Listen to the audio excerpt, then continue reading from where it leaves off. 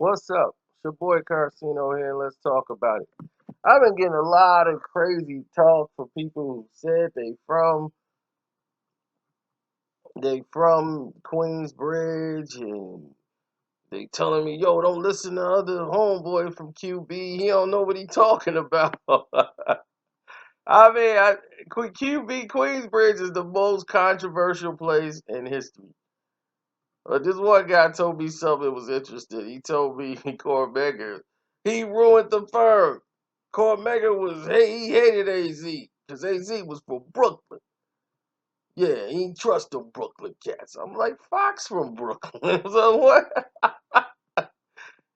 I'm like, it was the Queensbridge dudes that did him in.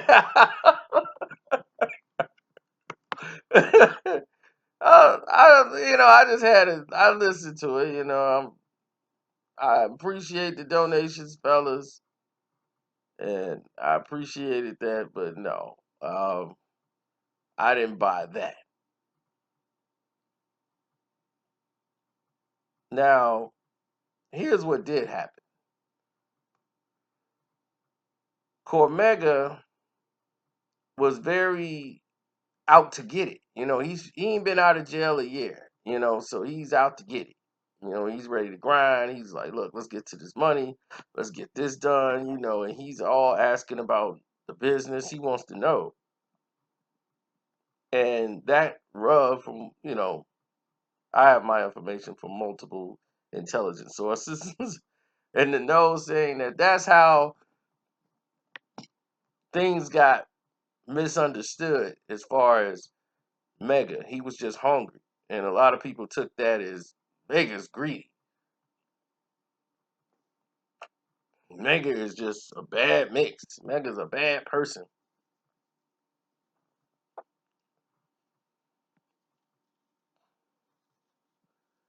So, with that being said, things kind of went in another direction away from Mega. Like Nas was trying to teach him certain things about the game, like what we doing on this part, and it was like Mega is just, he's always asking about money and where's some contracts and this and that.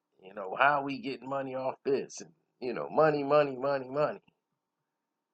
So Stout is out there working, supposedly trying to get the money and get investors and get all these sponsorships to come in, and he's trying to maximize every cent and dollar he can get out of it. Now, Fox and everybody has signed production deals with Steve Stoute so that they're in control and he's gonna executively produce the album. But in order for that to happen, the production deals have to be signed with Steve Stoute to release the budget money. So they just needed Cormega to sign.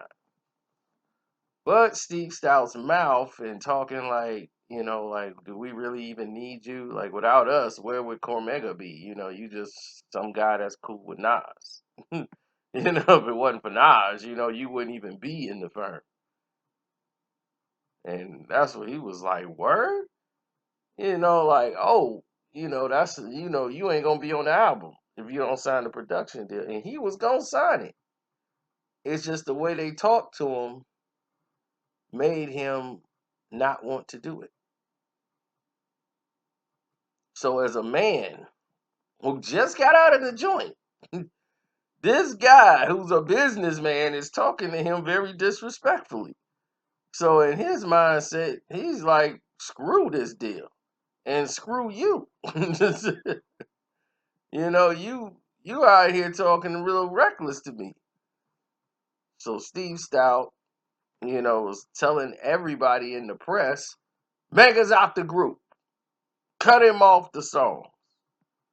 But when it came down to it, when they had the La Familia joint, they was like, oh, he got accidentally deleted off the record, so we had to replace that with Nature.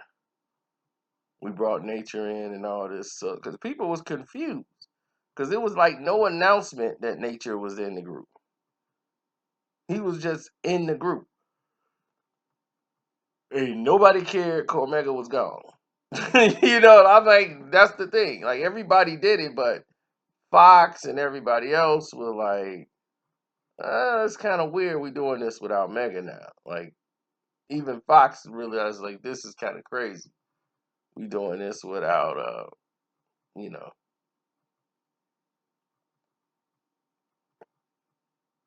Now, if now here's the part where dude's story can kind of come into play, but not from the beginning.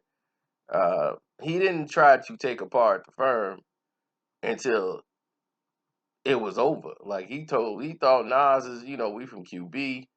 I'm gonna tell Nas, yo, Nas, this dude said I'm not gonna be in the firm. You know what I'm saying? Like Nas gonna shut him down, and cause Nas is really his boss.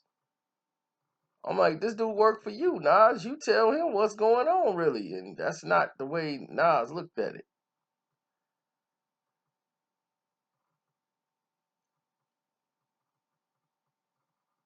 That is not the way Nas looked at it. Nas looked like Steve Stoute bringing in that bag. I ain't finna mess up my check. I ain't finna mess up my money that's coming in. No sir, Bob. Mega, you just gonna have to chill. So Mega, you out. And Mega was, cool. He was gonna just like do his own thing. He had his record deal with Def Jam. And the main part of it, of the production deal that he wanted to sign, you know, was he wanted what? Like about Mega signing bonus was like 200,000 or whatever. And from that, he got the Trackmasters got to get a percentage because Trackmasters was part of Steve Stoute. He owned them, so he basically they financed Sir. So he every if you noticed every Trackmaster got Steve Stoute involved. And Steve Stoute's biggest problem is he don't know how to talk to people.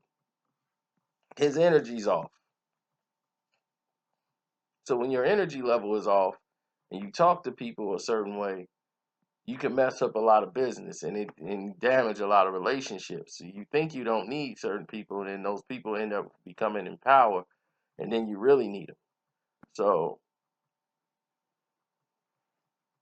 it's a lot of different situations going on that most people don't know about or even consider when they're doing things. So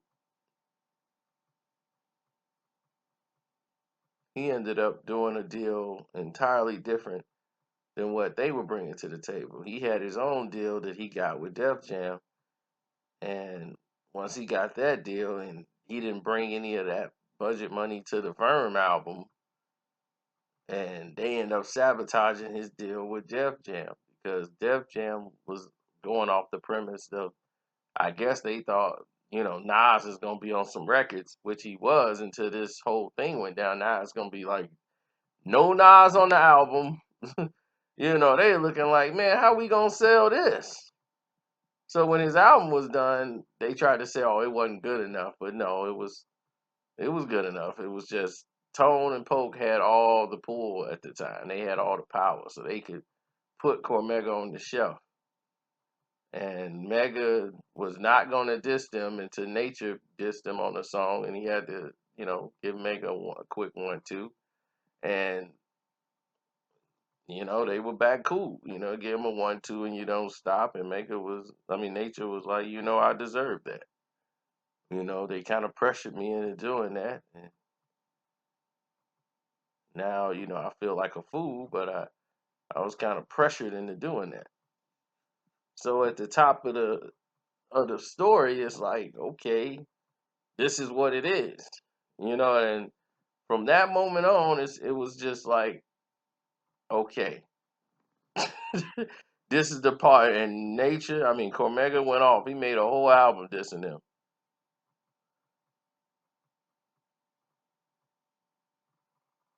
A whole album dissing them.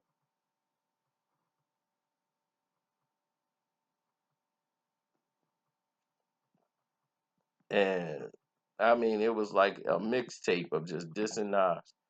So the whole fallout really wasn't his fault. It started from them, from the firm, and from that point, he just started to pick away, and then certain situations happened. You know, Nas blamed him for corrupting Fox. You know, he got Foxy corrupted, and and a lot of people in the bridge always wanted to see them come together and do something. And they tried to make it look like Nate, Mega was the weak link, and Mega was always trying to prove himself. Like, dude, I know I ain't weak. So Mega was spitting his butt off, and then they tried to make it like, oh, he jealous of AZ because AZ and Nas. But AZ and Nas wasn't that close. Him and Sosa. See, that's the thing. Everybody took all that. Nas is a businessman, like a shyster. He made everybody think, like, hey, look at how tight him and AZ is. He jealous of that. That was not what his intentions was. Mega wasn't jealous about that. That and Nas and AZ wasn't like they wasn't tight like that. You know what I'm saying? Nas is like, I'm gonna be tight with you because it's an advantage for me to be tight to you because of this firm thing. Because Nas is getting all these points. But like Mega was saying that Chris Lighty got him a deal, gave him like all his publishing rights on his first album, and he got like 14 points, which was unheard of for rappers back in that day to get them type of points. And he kept his publishing rights. Like I said, unheard of.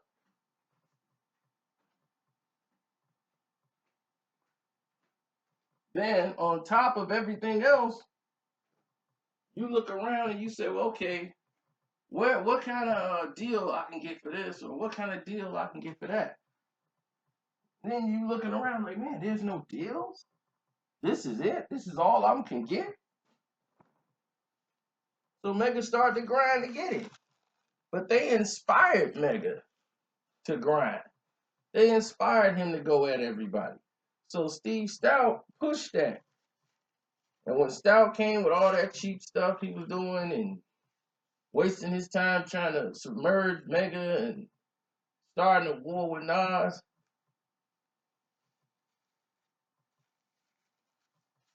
Foxy left. AZ started doing his own thing, really, and they didn't really do nothing again for like 4 to 5 years. It was like 3 to 4, 5, whatever, before they started doing their own thing. And AZ was like, man, we should be doing this Nas and AZ album everybody want to see. Nas and Sosa, the Escobar and Sosa album. That was supposed to come.